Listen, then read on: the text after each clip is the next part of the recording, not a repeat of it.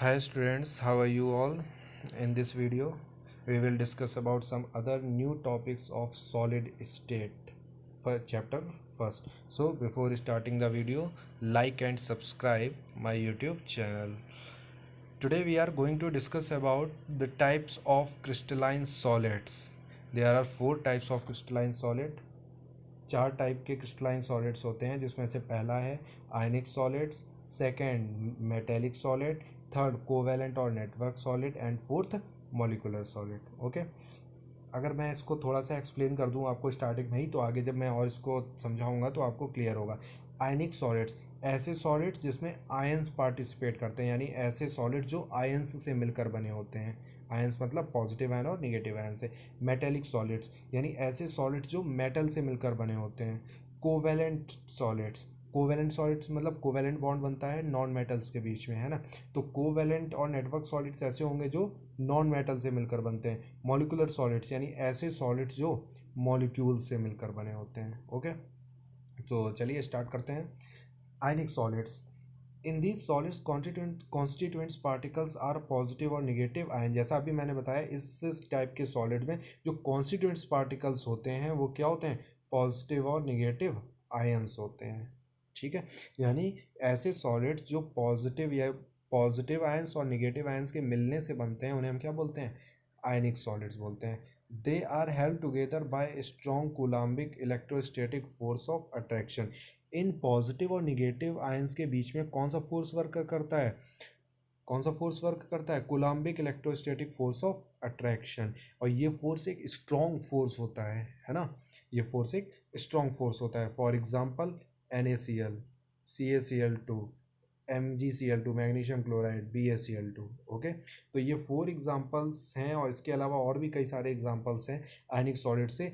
जैसे अगर हम एग्जांपल देखें, एग्जांपल को मैं और एक्सप्लेन करूंगा एक फिगर के थ्रू, लेकिन उससे पहले अगर हम इस डेफिनेशन को समझ लें तो आयनिक सॉलिड्स क्या होते हैं, in these solids constituent particles are positive and negative ions. यानी इस टाइप के सॉलिड में, आयनिक सॉलिड में जो कॉन्स्टिट्यूएंट पार्टिकल्स होते हैं, कॉन्स्टिट्यूएंट पार्टिकल्स का मतलब वो जिनसे मिलकर बना हुआ है, तो कॉन्स्टिट्यूएंट्स पार्टिकल्स क्या हैं, पॉजिटिव और निगेटिव आयंस। यानी ये आयनिक सॉलिड पॉजिटिव और निगेटिव आयन के मिलने से बनते हैं।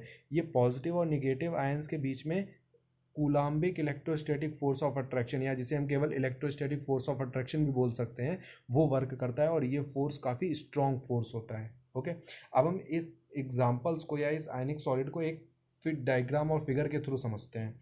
जैसे मैंने बात करी NaCl की, तो NaCl में क्या होता है, सोडियम एक मेटल है और इसकी टेंडेंसी होती है इलेक्ट्रॉन रिलीज करने की, और क्लोरीन है नॉन मेटल और इसकी टेंडेंसी होती है इलेक्ट्रॉन एक्सेप्ट करने की। तो अगर हम इस वीडियो में इसमें डायग्राम में देखें तो यहाँ पर सोडियम ने अपना क्या किया, एक इलेक्ट्रॉन क्लोरीन को ट्रांसफ़र किया है। आप एक देख रहे हैं यहाँ पे, ये क्लोरीन ने सोडियम ने एक इलेक्ट्रॉन क्लोरीन को ट्रांसफ़र किया है। ट्रांसफ़र करने से क्या होगा कि सोडियम पर पॉजिटिव चार्ज आएगा और क्लोरीन पर निगेटिव चार्ज आएगा। ओके, समझ में आया, क्योंकि इलेक्ट्रॉन ट्रांसफ़र जो जो इलेक्ट्रॉन रिलीज़ करता है या डोनेट करता है उस पर पॉजिटिव चार्ज आता है, और जो इलेक्ट्रॉन एक्सेप्ट करता है उस पर निगेटिव चार्ज आता है। अब जैसे ही सोडियम पर पॉजिटिव चार्ज आया और क्लोरीन पर निगेटिव चार्ज आया, ये पॉजिटिव और निगेटिव चार्ज होने की वजह से एक दूसरे को क्या करेंगे, अट्रैक्ट करेंगे, क्योंकि इलेक्ट्रॉन की शेयरिंग से इनके बीच में बॉन्ड बना। बॉन्ड बनने के बाद ये इन्होंने क्या किया, एक दूसरे को अट्रैक्ट करेंगे, और इसी अट्रैक्शन को हम लोग क्या बोलते हैं,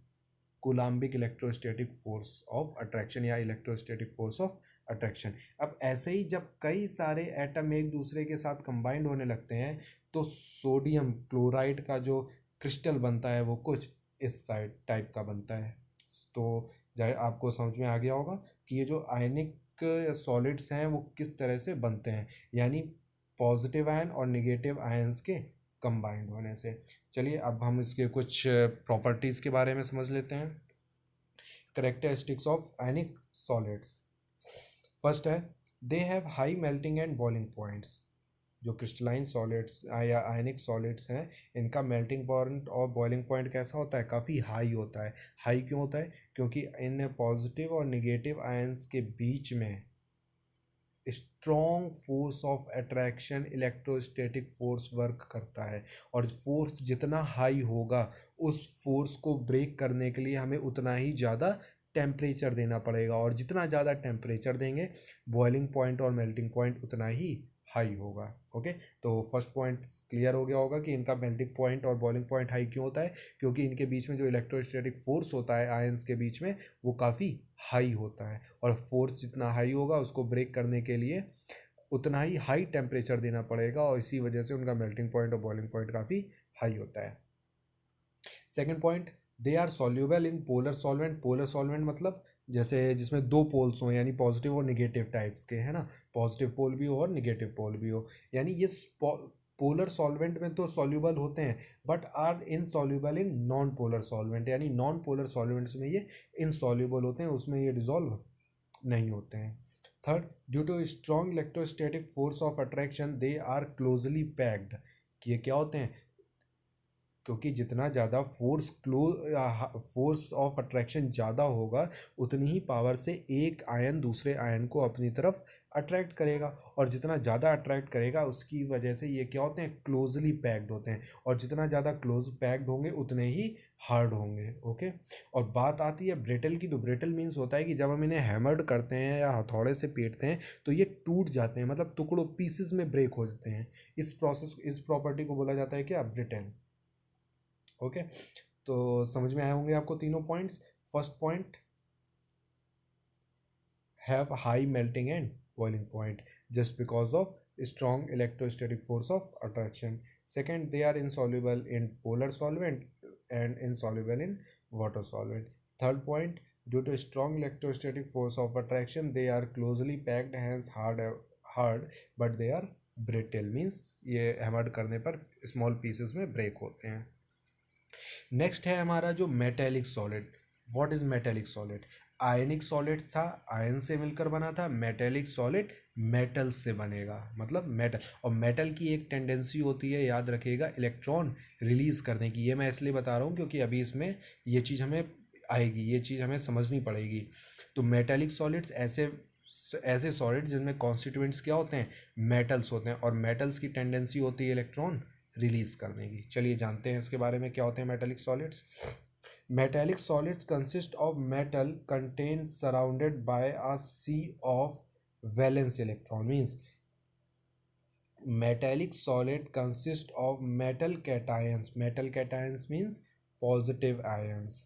मेटल कैटायंस यानी मेटल जो होते हैं पॉजिटिव आयन होते हैं ना, जिन्हें हम कैटायंस बोलते हैं। Surrounded by a sea of valence, sea of valence electron का मतलब जो उनका वैलेंस इलेक्ट्रॉन है उनके फ्लो से सराउंड होते हैं, घिरे हुए होते हैं।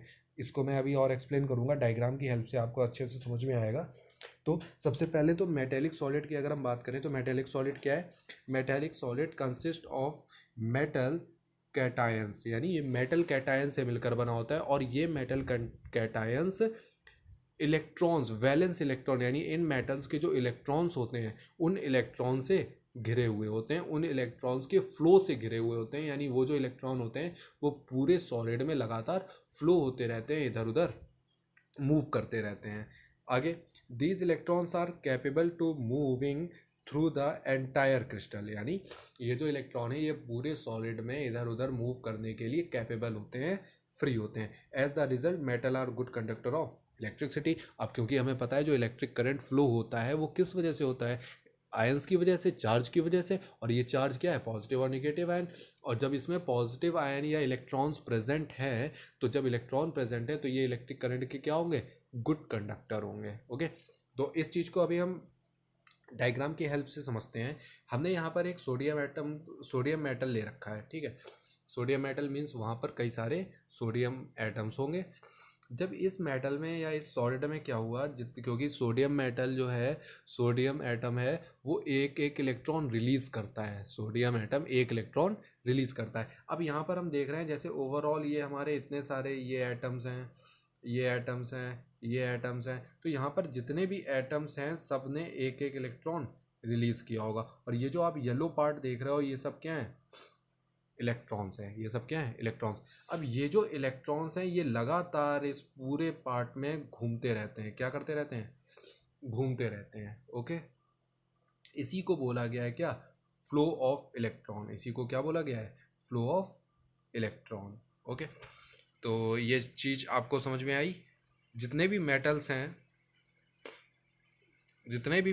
ये मेटल्स होते हैं, इनकी टेंडेंसी होती है इलेक्ट्रॉन रिलीज करने की। तो हमने यहाँ पर जो डायग्राम के थ्रू आपको समझाने की कोशिश की है वो ये है कि हमने इसको सोडियम मेटल माना है Na, और सोडियम एक इलेक्ट्रॉन रिलीज करता है। आप जितने भी ये प्लस के साइन देख रहे हो ये सब मेटल कैटायन है, यानी सोडियम ने जब एक एक इलेक्ट्रॉन रिलीज कर दिया है तो उस पर एक एक पॉजिटिव आयन आ गया, और जो इलेक्ट्रॉन रिलीज किया है उनको आप ये येलो डॉट से देख रहे हो, है ना। तो अब क्या होता है, ये जितने भी येलो डॉट्स यानी ये जो इलेक्ट्रॉन्स है ये कॉन्टिन्यूसली पूरे मेटल में या पूरे सॉलिड में कॉन्टिन्यूस क्या होते रहते हैं, घूमते रहते हैं। इसी को बोला गया है सी ऑफ फ्लो ऑफ इलेक्ट्रॉन्स, यानी ये इलेक्ट्रॉन्स पूरे सॉलिड में लगातार रोटेट होते रहते हैं, घूमते रहते हैं। और इलेक्ट्रॉन्स का ये जो मूवमेंट होता है, इसी मूवमेंट की वजह से जितने भी मेटल्स होते हैं वो गुड कंडक्टर ऑफ इलेक्ट्रिसिटी होते हैं। तो आपको ये चीज़ समझ में आ गई होगी। चलिए अब मेटल सॉलिड की या मेटेलिक सॉलिड की हम कुछ प्रॉपर्टीज़ के बारे में पढ़ लेते हैं। They possess high electrical and thermal conductivity, just because of flow of electron. क्यों होते हैं, क्यों होता है ये, क्योंकि इसमें इलेक्ट्रॉन का फ्लो होता रहता है। They possess lustrous and colour in some cases due to presence of sea of free electrons. ये जितने भी मेटेलिक सॉलिड्स होते हैं ये लस्चरस होते हैं। लस्चरस मीन्स आपने पढ़ा होगा शाइनी, मीन्स इनकी जो सरफेस होती है वो कैसी होती है, शाइनी सरफेस होती है ना। और कई बार ये कुछ कलर्स भी शो करते हैं। क्यों शो करते हैं, क्योंकि इनमें ये इलेक्ट्रॉन्स लगातार फ्लो होते रहते हैं। Third point, they are high metal malleability and ductile. ये क्या होते हैं, they are highly malleable and ductile. ये हाईली मेलेबल मीन्स इनको जब हम हैमर्ड करते हैं तो ये टूटते नहीं हैं। एक पतली चादर जैसे है ना, कि अगर हम एक मेटल ले लें और उसको हम हथौड़े से पीटते रहें तो वो टूटता नहीं है, बल्कि एक पतली थिन लेयर की फॉर्म में चेंज हो जाता है। और डक्टाइल मीन्स जब हम इसको स्ट्रेच करते हैं तो यह बिना टूटे एक थिन वायर में चेंज हो जाता है। तो जितने भी मेटेलिक सॉलिड्स होते हैं ये क्या होते हैं, मेलेबल होते हैं और डक्टाइल होते हैं। Fourth point, they are closely packed. क्या होते हैं, क्लोजली पैक्ड होते हैं। क्यों, इनके बीच में भी अट्रैक्शन फोर्स काम करता है, ठीक है। They exhibit high melting and boiling, क्योंकि इन क्या है, अब जब फोर्स मेटेलिक फोर्स और मेटेलिक बॉन्ड इनके बीच में होता है तो वो भी एक स्ट्रॉन्ग बॉन्ड है, स्ट्रॉन्ग फोर्स है। और स्ट्रॉन्ग फोर्स, जितना फोर्स स्ट्रॉन्ग होगा उसको ब्रेक करने के लिए उतना हाई टेम्परेचर देंगे, और जितना हाई टेम्परेचर देंगे उनका मेल्टिंग पॉइंट और बॉइलिंग पॉइंट उतना ही हाई होगा। तो आपको ये चारों पॉइंट समझ में आए। पहला first point, they possess high electrical and thermal conductivity. इनकी जो इलेक्ट्रिकल और थर्मल कंडक्टिविटी होती है वो हाई होती है just because of free electrons, okay. Second point, इनकी जो सरफेस होती है ये शाइनी सरफेस होती है इलेक्ट्रॉन्स के फ्लो की वजह से। They are highly malleable and ductile, यानी मेलेबल होते हैं और डक्टाइल होते हैं। इनको हैमर्ड करने पर ये थिन शीट में चेंज हो जाते हैं और स्ट्रेच करने पर ये वायर में चेंज हो जाते हैं। Next, they are closely packed. अब अट्रैक्शन फोर्स पार्टिकल्स के बीच में ज़्यादा होने की वजह से ये क्या होते हैं, क्लोज पैक्ड होते हैं। और जितना ज़्यादा क्लोज होंगे इनको ब्रेक करने के लिए उतनी ही ज़्यादा एनर्जी देनी पड़ेगी, और जितनी ज़्यादा एनर्जी देनी पड़ेगी, टेम्परेचर देना पड़ेगा, इनका मेल्टिंग पॉइंट और बॉइलिंग पॉइंट उतना ही हाई होगा, okay. So now we are move to next topic, covalent और नेटवर्क सॉलिड। कोवैलेंट बॉन्ड होता है नॉन मेटल्स के बीच में, ओके। तो यहाँ पर कॉन्स्टिट्यूएंट पार्टिकल्स कौन से होंगे, नॉन मेटल्स होंगे, ठीक है। चलिए डेफिनेशन देखते हैं। In these crystalline solids the constituent particles are non metal. बोला मैंने जैसे अभी आपको समझाया कि इनमें जो कॉन्स्टिट्यूएंट पार्टिकल्स होते हैं वो क्या होते हैं, non metals atoms, linked two adjacent atom by covalent bond. और ये किससे होते हैं, कोवैलेंट बॉन्ड से एक दूसरे से ज्वाइंट होते हैं through out the crystal. They form a network of covalent bond. अब जब कई सारे कोवैलेंट बॉन्ड या कई सारे नॉन मेटल एक दूसरे से ज्वाइंट होते जाते हैं तो ये एक क्या बनाते हैं, फॉर्म बना लेते हैं या क्रिस्टल बना लेते हैं, ठीक है। ये क्या बना लेते हैं, क्रिस्टल बना लेते हैं। अब जैसे अगर हम एग्जांपल देखें डायमंड, तो डायमंड का स्ट्रक्चर हमने लास्ट क्लास में भी पढ़ा था। इसमें क्या होता है, डायमंड जो कॉन्स्टिट्यूएंट पार्टिकल है वो क्या है, कार्बन। और डायमंड में सिर्फ कार्बन ही कार्बन एक दूसरे से लिंक होते हैं बाय कोवैलेंट बॉन्ड, है ना। तो इसी तरह से ये क्या होता है, एक इन बॉन्ड्स का नेटवर्क बना लेते हैं। कई सारे बॉन्ड एक दूसरे से ज्वाइंट होते चले जाते हैं, तो इस जो ये ज्वाइंट हो जाते हैं इनको हम क्या बोलते हैं, नेटवर्क बोलते हैं। इस चीज़ को हम और बेटर तरीके से समझेंगे अभी आगे डायग्राम से, लेकिन एक बार हम कोवैलेंट बॉन्ड को फिर से समझ लेते हैं। तो कोवैलेंट बॉन्ड क्या है, कोवैलेंट या सॉलिड्स क्या हैं? कोवैलेंट सॉलिड्स ऐसे सॉलिड्स जिसमें नॉन मेटल पार्टिसिपेट करते हैं, और नॉन मेटल पार्टिसिपेट करते हैं कैसे करते हैं कि नॉन मेटल्स के बीच में कोवैलेंट बॉन्ड्स बन जाते हैं पूरे सॉलिड में, और इन कोवैलेंट बॉन्ड्स का एक नेटवर्क बन जाता है ना। जैसे एग्जांपल में हम डायमंड लेते हैं, तो डायमंड क्या है? डायमंड का कॉन्स्टिट्यूएंट पार्टिकल कार्बन है, और कार्बन कार्बन क्या होता है, काफ़ी सारे बॉन्ड बना लेते हैं, नेटवर्क बना लेते हैं उसका, बॉन्ड्स का। ओके, तो हम इस चीज़ को और समझते हैं डायग्राम के थ्रू। जैसे यहाँ पर हम ये डायग्राम देख रहे हैं, आपको मैं और जूम करके दिखाऊंगा इसको। देखिए, यहाँ पर आप जितने भी ये ब्लैक स्पॉट देख रहे हो, ये सारे के सारे ब्लैक स्पॉट आप कार्बन, सपोज करो कार्बन से हैं। अब यहाँ पर जितने भी कार्बन हैं सब एक दूसरे से कहीं ना कहीं सिंगल बॉन्ड से या कोवैलेंट बॉन्ड से ऐड है। तो यहाँ पर ये इन सारे बॉन्ड्स का एक क्या बना हुआ है? नेटवर्क बना हुआ है। इसी वजह से हम इसको बोलते हैं क्या? Network solid. और कोवैलेंट सॉलिड क्यों बोलते हैं? क्योंकि ये जो बॉन्ड है, ये कौन सा बॉन्ड है? कोवैलेंट बॉन्ड है। इस वजह से इसको हम बोलते हैं क्या? Covalent solids. ओके, तो आपको समझ में आया होगा वाई हम इसको कोवैलेंट सॉलिड या नेटवर्क सॉलिड क्यों कहते हैं। सो अब इनकी हम कुछ प्रॉपर्टीज़ के बारे में पढ़ लेते हैं।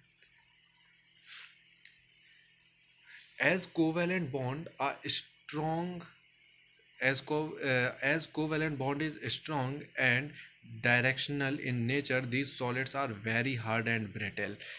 हमने एग्जांपल डायमंड का लिया था, and diamond is a most strongest substance in earth. Okay, तो ये जो कोवैलेंट बॉन्ड होता है, ये एक मोस्ट स्ट्रॉन्गेस्ट बॉन्ड होता है। ओके, तो अब जितना स्ट्रॉन्ग बॉन्ड है, तो उसको ब्रेक करने के लिए एनर्जी भी उतनी ही ज़्यादा देनी पड़ती है। ठीक है, तो अब जितना ज़्यादा स्ट्रॉन्ग बॉन्ड है, सब्सटेंस उतना ही ज़्यादा हार्ड होता है। ओके, तो इस वजह से जो ये कोवैलेंट सॉलिड्स होते हैं, ये वेरी सॉलिड सब्सटेंस यानी बहुत हार्ड सब्सटेंस होते हैं, और ब्रिटल होते हैं, मतलब हैमर्ड करने पर छोटे छोटे पीसेस में ब्रेक हो जाते हैं।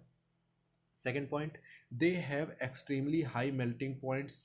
अब इनका मेल्टिंग पॉइंट्स बहुत हाई होता है। क्यों हाई होता है? क्योंकि कोवैलेंट बॉन्ड स्ट्रॉन्ग बॉन्ड होता है। अगर हम एक डायमंड है, इतना स्ट्रॉन्गेस्ट सब्सटेंस है, इसको हम मेल्ट करना चाहें तो इसका मेल्टिंग पॉइंट तो बहुत हाई होगा ना। क्यों? क्योंकि ये एक स्ट्रॉन्गेस्ट सब्सटेंस, और स्ट्रॉन्ग क्यों है? कोवैलेंट बॉन्ड की वजह से। Next, they are insert of and do not conduct electricity.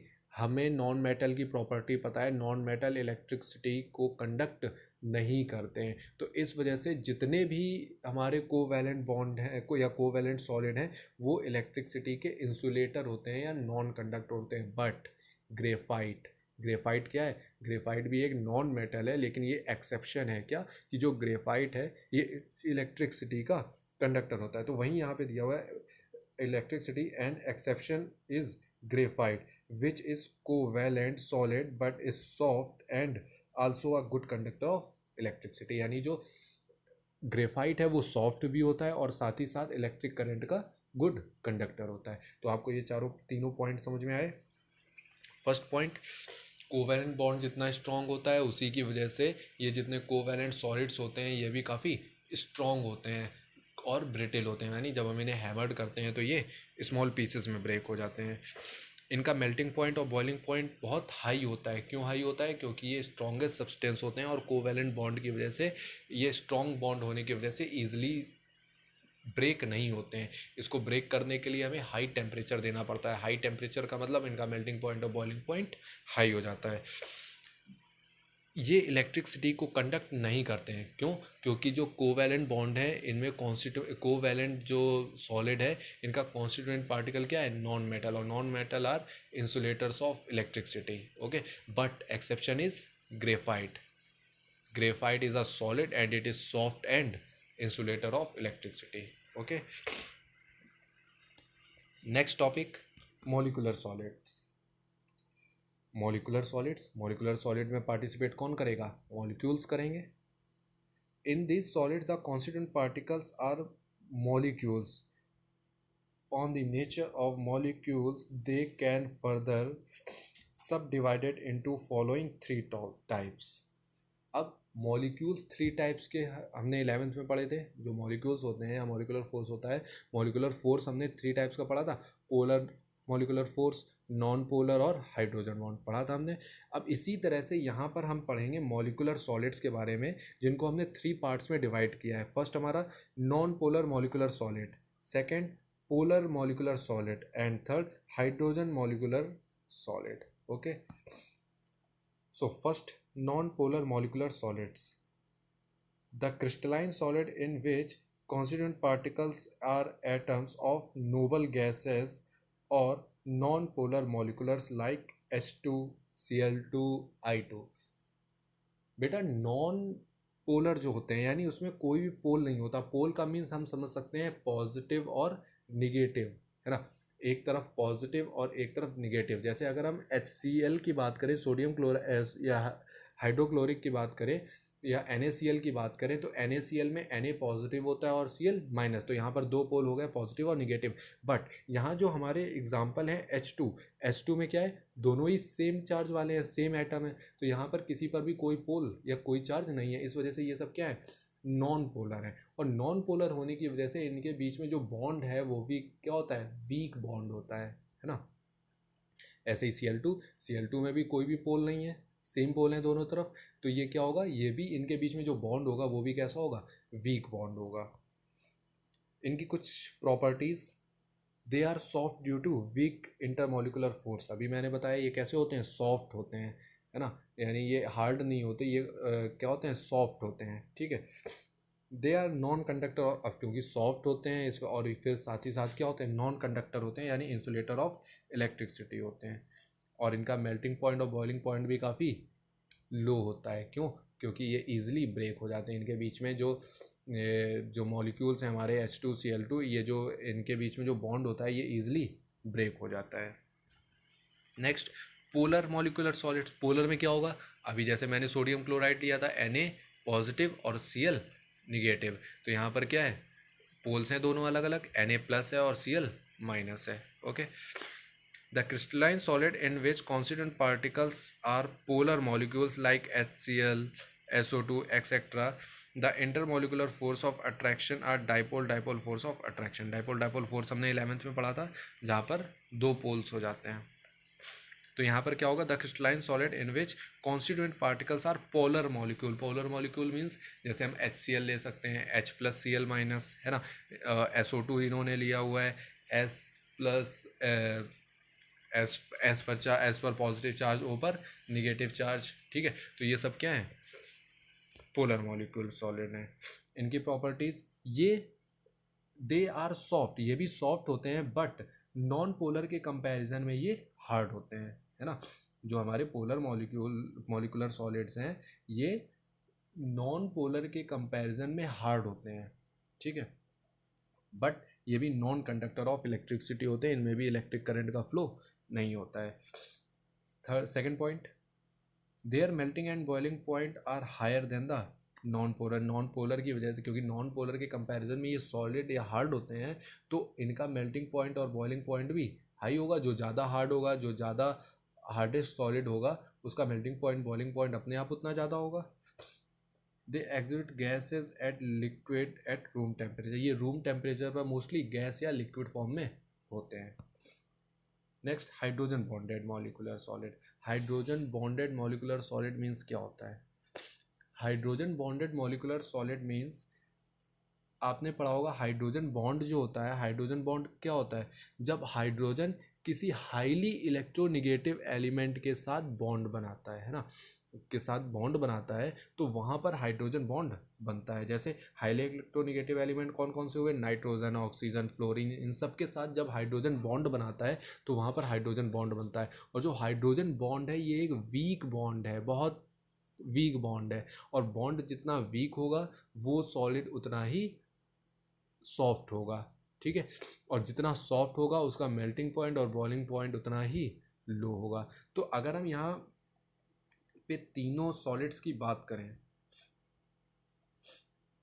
इन तीनों की, यानी मॉलिकुलर सॉलिड्स में जो 3 सॉलिड्स हैं हमारे, non polar molecule solid, polar molecular solid and hydrogen molecular, तो इसमें से नॉन पोलर मॉलिकुलर सॉलिड्स क्या है, एक सॉफ्ट सॉलिड है, ठीक है। हालांकि तीनों ही सॉफ्ट हैं, लेकिन अगर हम इन तीनों में कंपैरिजन करें तो नॉन पोलर सॉफ्ट है, पोलर नॉन पोलर के कंपैरिजन में थोड़ा हार्ड है, बट आएगा सॉफ्ट की कैटेगरी में। लेकिन अगर पोलर और नॉन पोलर में कंपैरिजन करें तो नॉन पोलर एक सॉफ्ट सॉलिड है और पोलर हार्ड सॉलिड है। हाइड्रोजन मॉलिकुलर सॉलिड ये भी एक वीक सॉलिड है, ठीक है। और इनमें इन तीनों का ही मेल्टिंग पॉइंट और बॉइलिंग पॉइंट कैसा होता है, बहुत लो होता है, और तीनों ही इलेक्ट्रिक करंट के इंसुलेटर होते हैं या फिर नॉन कंडक्टर होते हैं। ओके, इनकी प्रॉपर्टीज देख लेते हैं। They exhibit as volatile liquid और गैसेज एट रूम टेम्परेचर। ये रूम टेम्परेचर पर क्या होते हैं, लिक्विड या फिर गैसेस की फॉर्म में प्रेजेंट होते हैं। नॉन कंडक्टर ऑफ इलेक्ट्रिसिटी होते हैं। मेल्टिंग और बॉइलिंग पॉइंट्स क्या होते हैं, बहुत हाई होता है इनका। जो हाइड्रोजन बॉन्ड वाले हैं their melting and boiling points are high.